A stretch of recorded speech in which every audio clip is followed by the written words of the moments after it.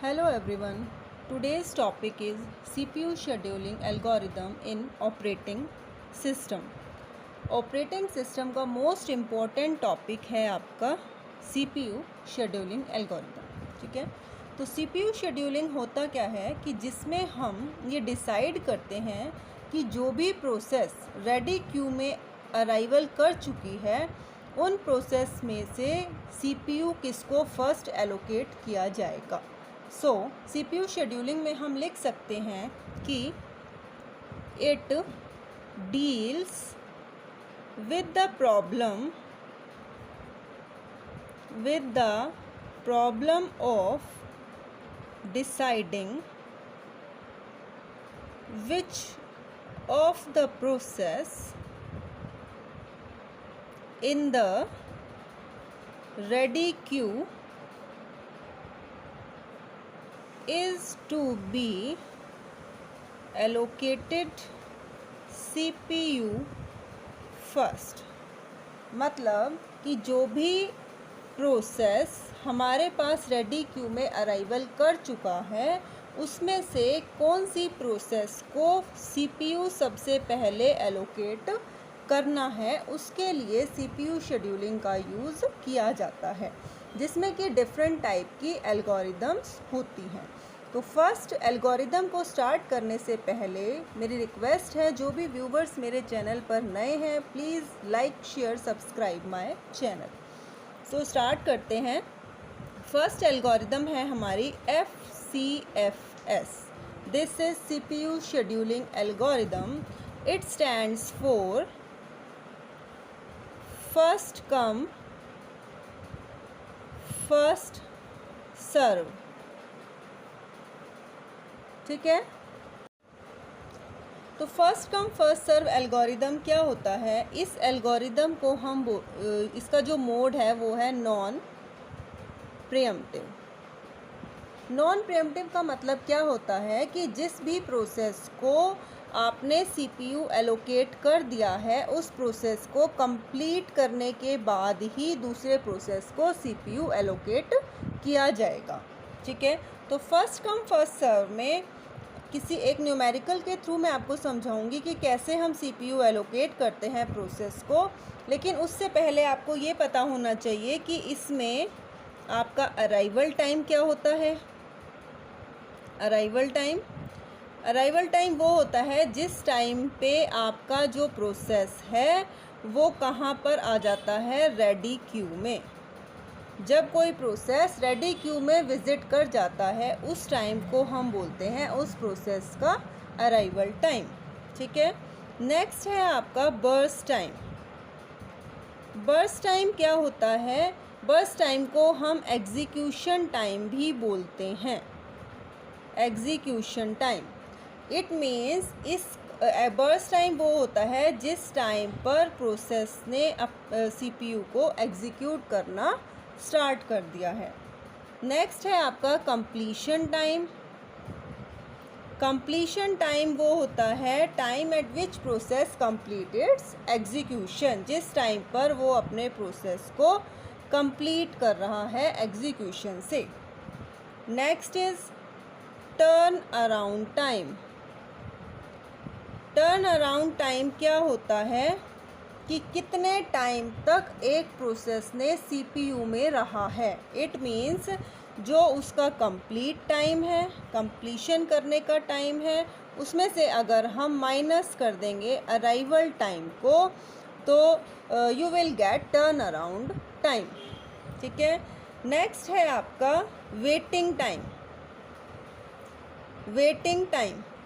Waiting time क्या होता है, जब अगर आपने टर्न अराउंड टाइम फाइंड कर लिया है उसमें से अगर आप बर्स्ट टाइम को माइनस कर दोगे तो आपको मिल जाएगा वेटिंग टाइम कि एक प्रोसेस ने कितनी देर के लिए CPU को लेने के लिए कितने टाइम वेट किया है. तो स्टार्ट करते हैं एक न्यूमेरिकल के थ्रू, एक एग्जांपल के थ्रू कि कैसे हम फर्स्ट कम फर्स्ट सर्व से CPU की शेड्यूलिंग कराते हैं, कैसे हम एलोकेट करते हैं. ठीक है, फॉर एग्ज़ाम्पल आपके पास प्रोसेस है P1 P2, P3 and P4। It means आपके पास 4 प्रोसेस हैं, ठीक है। आपको अराइवल टाइम गिवन होगा। अराइवल टाइम आपका गिवन है 0, 1, 5, 6। इट मीन्स कि जो प्रोसेस 1 है वो रेडी क्यू में आया 0 टाइम पे, प्रोसेस 2 ने आया 1 पे, 5 है अराइवल टाइम P3 का, और प्रोसेस 4 ने रेडी क्यू में विज़िट किया 6 पर। टाइम जो है इनका अराइवल टाइम ये है। नेक्स्ट आपको बर्स्ट टाइम भी गिवन होगा। P1 का बर्स्ट टाइम है 2, 2, 3 एंड 4। इसका मतलब क्या है कि जो प्रोसेस 1 है वो 2 यूनिट के लिए उसको CPU की रिक्वायरमेंट है। यहाँ पर ये मैटर नहीं कर रहा कि ये 2 मिनट दिए हुए हैं या 2 घंटे दिए हुए हैं। इसको हम फर्स्ट कम फर्स्ट सर्व से एल्गोरिदम के थ्रू हम सिर्फ CPU को कैसे शेड्यूल करते हैं, कैसे एलोकेट करते हैं, सिर्फ इसके लिए एक यूनिट ली है। तो P1 को अपने CPU को एग्जीक्यूट करने के लिए या उसको कितने टाइम के लिए वो चाहिए 2, P2 के लिए भी 2 यूनिट, P3 के लिए 3 और P4 के लिए 4, ठीक है। अब इतना क्वेश्चन आपको गिवन है, ठीक है। आपको क्वेश्चन जो दिया है वो ये दिया है कि what is the average turn around time. आपको क्या फाइंड करना है, क्या फाइंड करना है, एवरेज टर्न अराउंड टाइम, ठीक है। इसके लिए सबसे पहले जैसे कि अगर आप फॉर्मूला ही मान लीजिए, इसको फॉर्मूला है turn around time is equal to complete time minus arrival time. अब आपके पास अराइवल टाइम तो है, अराइवल टाइम तो क्वेश्चन में गिवन है, पर हमारे पास कंप्लीट टाइम नहीं है। बिना कंप्लीशन टाइम के हम टर्न अराउंड टाइम को फाउंड ही नहीं कर सकते। तो उसके लिए हमें कंप्लीट टाइम के लिए या first come first serve algorithm को एक ईजीएस्ट वे से सॉल्व करने के लिए हम ड्रॉ करते हैं गैंट चार्ट, ठीक है। इस चार्ट के थ्रू हम इस एल्गोरिदम को सॉल्व करेंगे। अब देखिए कैसे करना होता है। इधर हम देते हैं टाइम कि कितने टाइम के लिए एक प्रोसेस को एग्जीक्यूशन के लिए उसको CPU एलोकेट किया हुआ है, और हमेशा ही जो टाइम है वो 0 से स्टार्ट होगा, ठीक है। अब आप ये देखिए कि 0 टाइम पर कौन सा प्रोसेस अराइव किया। अराइवल टाइम 0 किसका है, आप देखो यहाँ पर 0 अराइवल टाइम किसका है, P1 का। तो फर्स्ट कम फर्स्ट सर्व है कि जो सबसे पहले आएगा उसको CPU सबसे पहले दे दिया जाएगा, एलोकेट कर दिया जाएगा। तो 0 अराइवल टाइम पर हमारा प्रोसेस P1 आ गया है, ठीक है। और उसको कितने टाइम के लिए CPU चाहिए, 2। बस टाइम जो है एग्जीक्यूशन टाइम है, उसको एग्जीक्यूशन टाइम है उसका 2, इतने टाइम के लिए इसको अपना CPU दे दिया गया।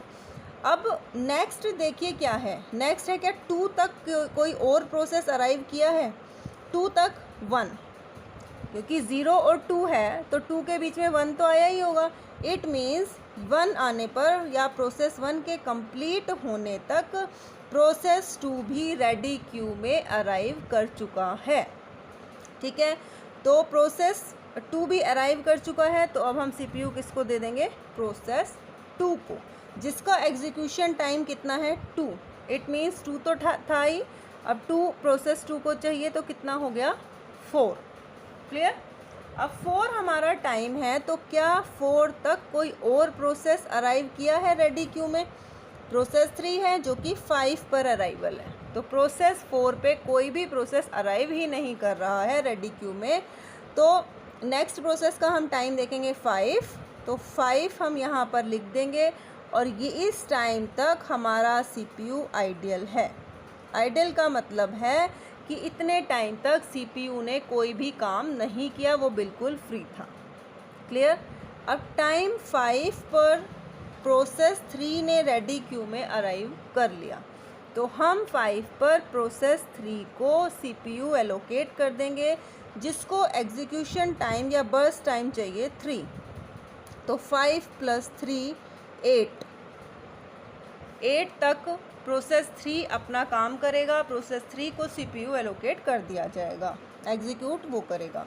अब प्रोसेस 8 तक प्रोसेस 4 भी अराइव कर चुका है, तो हम प्रोसेस 4 को CPU एलोकेट कर देंगे, जिसका बर्स्ट टाइम है 4 और ये आ जाएगा आपका 12। ठीक है, तो ऐसे हम गैंट चार्ट को बनाते हैं। इसके बनाने से अभी मैं दिखाती हूँ आपको कितना इजी तरीका हो जाएगा कि फर्स्ट कम फर्स्ट सर्व से हम CPU को एलोकेट कर देंगे। ठीक है, ये समझ आया। अब आप देखिए कंप्लीशन टाइम। कंप्लीशन टाइम क्या है? प्रोसेस 1 का कब हुआ कंप्लीट? 2 पर, प्रोसेस 2 का 4 पे, प्रोसेस 3 का 8 और प्रोसेस 4 का 12। तो ये है इनका कंप्लीशन टाइम 2, 4, 8 एंड 12। ठीक है, ये आपने इसका कंप्लीशन टाइम फाइंड कर लिया थ्रू गैंट चार्ट। अब हमें निकालना क्या है? Average turn around time. और टर्न अराउंड टाइम का फॉर्मूला क्या होता है? Complete time minus arrival time. अब हमारे पास दोनों हैं, तो टर्न अराउंड टाइम शॉर्टकट में लिख रही हूँ मैं, is equal to complete time minus arrival time. ठीक है, कैसे आएगा? कंप्लीट टाइम है आपका 2, तो 2 माइनस अराइवल टाइम है 0, तो कितना आ गया आपका? 2। ठीक है, प्रोसेस 2 का कंप्लीशन टाइम है 4 और उसका अराइवल टाइम था 1, तो 4 माइनस 1 आपका आ गया 3।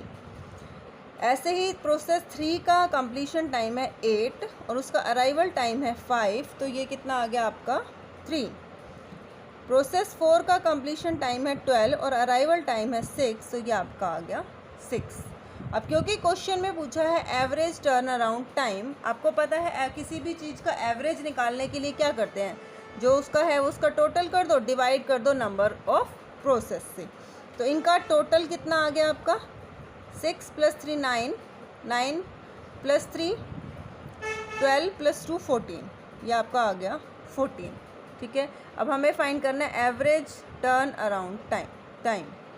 इसका फॉर्मूला क्या होगा? आपका टर्न अराउंड टाइम कितना आया है? 14 divide by number of process 4। तो जब आप इसको डिवाइड करोगे तो इसका आंसर आ जाएगा 3.5। ये है आपका average turn around time through first come first serve. अब आपने देखा होगा मैंने यहाँ पर वेटिंग टाइम भी आपको फॉर्मूला लिखा है। जैसे आपको एवरेज टर्न अराउंड टाइम पूछा गया है, इसी तरीके से आपको वेटिंग टाइम भी पूछ सकते हैं। अब वेटिंग टाइम कैसे फाइंड करना है? वेटिंग टाइम का फॉर्मूला क्या है? Is equal to turn around time minus आपका बर्स्ट टाइम। तो टर्न अराउंड टाइम अब हमारे पास क्या आया? 2 और बर्स्ट टाइम हमारे पास क्या है? 2, it means 0। Turn around time है 3 और बर्स्ट टाइम है 2, तो वेटिंग टाइम कितना हो गया? 1। टर्न अराउंड टाइम है 3 और बर्स्ट टाइम भी 3, it means 0। Turn around time 6 और बर्स्ट टाइम 4, इट मीन्स 2। तो ये आपका आ गया वेटिंग टाइम। तो इस तरीके से हम CPU शेड्यूलिंग की फर्स्ट कम फर्स्ट सर्व की एल्गोरिदम को सॉल्व करते हैं। तो जो प्रोसेस आपको पहले रेडी क्यू में मिलेगा, हम CPU सबसे पहले उसे ही एलोकेट करेंगे। Thank you so much.